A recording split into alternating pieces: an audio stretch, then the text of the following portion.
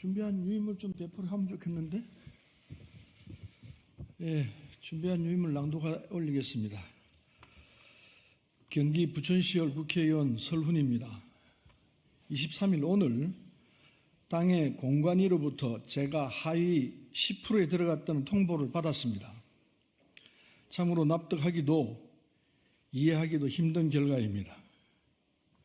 1980년 김대중 대통령님을 처음 만나 40년이 넘는 시간 동안 민주당원으로 살아왔습니다. 통보를 받고 난 뒤 한동안 스스로에게 그리고 김대중 전 대통령께 부끄럼 없는 정치를 해왔다고 당당하게 말할 수 있을까 몇 분씩 되물었습니다.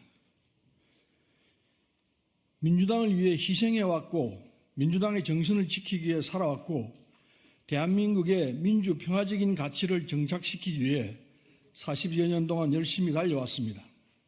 단 한 번도 민주당의 부끄러운 짓을 저지른 적이 없으며 누구처럼 민주당을 방탄으로 사용하지 않았고 사법 리스크로 민주당의 발전을 저해시키지도 않았습니다. 단순히 민주당이 아닌 이재명 대표를 지키지 않았다는 이유로 이재명 대표가 아닌 국민을 위한 민주당을 지키고자 했다는 이유로 민주당의 본연의 가치를 다잡고 정신을 지키고자 앞장섰다는 이유로 하위 10%에 밀어넣었습니다. 이것이 비명 횡사이며 사천 아닙니까? 도대체 무슨 근거로 제가 하위 10%에 들었는지 공관위는 분명히 밝히기를 요구합니다.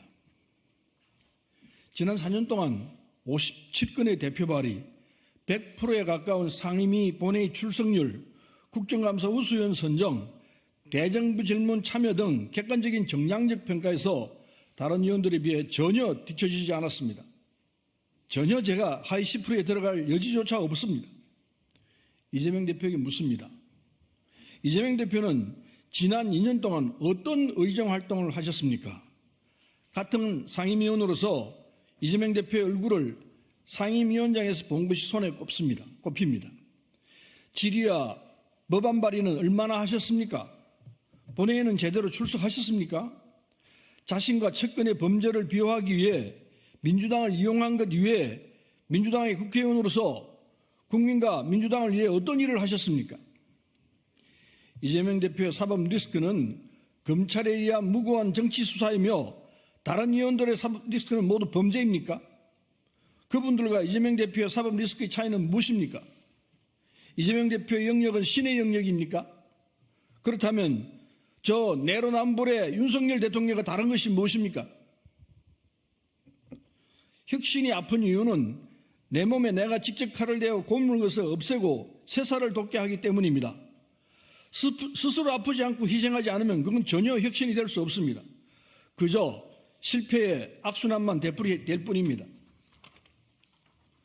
이재명 대표는 혁신이라는 명목하에 자신과 자신의 측근에게는 전혀 칼을 대지 않고 오히려 공천에 적극 개입하여 친명 횡재, 비명 횡사를 주도하고 있습니다. 자신을 비판했던 의원들 모두 하위 20% 안에 포함하고 개인적인 복수를 자행하고 있습니다. 0점을 받은 의원도 있다고 낄낄대며 동료 의원을 폄하하고 이를 즐기고 있습니다. 이것을 과연 진정한 혁신이라고 할 수 있습니까?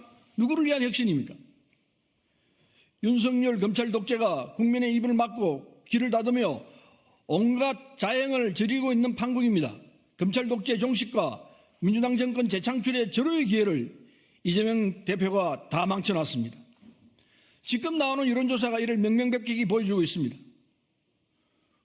국민은 이재명의 민주당을 원하지 않는다는 현실을 이재명 대표와 측근만 현실을 인정하지 않고 그들만의 행복한 꿈속에서만 살아가고 있습니다. 이재명 대표에게는 윤석열 정권의 고통받는 국민이 전혀 보이지 않습니다. 개인의 방탕과 치졸한 복수만을 바라보며 칼을 휘두르고 있습니다. 국민이 아닌 이재명을 바라보는 정치인들만을 배치하며 민주당을 국민이 아닌 이재명의 방탄을 위한 정당으로 만들고 있습니다. 김대중 노무현 문재인 대통령과 수백만의 민주당원들이 처절하게 싸워가며 만들어낸 민주당을 지우고 방탄 정당으로 만들어가고 있습니다. 절대 묵과하지 않겠습니다. 민주당 지도부는 왜 제가 하위 10%에 들어가는지 당당히 밝히시길 바랍니다. 저술은 앞으로도 이재명 대표가 아닌 그저 국민마음으로 계속 싸워나가겠습니다. 이상입니다.